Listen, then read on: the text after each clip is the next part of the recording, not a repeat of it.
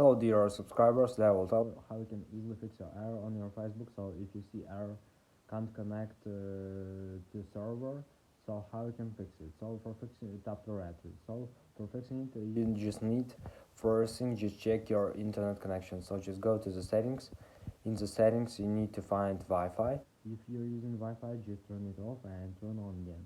And if you're using cellular data, just turn on and turn off your cellular data. Also, you can try to turn on airplane mode, wait a few seconds and just turn it off. And if you still have the server, so just go to the general. In the general, just scroll down, just tap on shutdown, slide to power off, wait a few seconds and just power on your phone again. So just simple, restore your phone. And if it doesn't help you, just check available updates on your iPhone. So just go to the general. In the general, just open software update, and if you see here available updates, just download and install them on your iPhone. So I hope that one of these methods will work for you. So thanks for watching, have a nice day, subscribe to my channel, click like, and goodbye.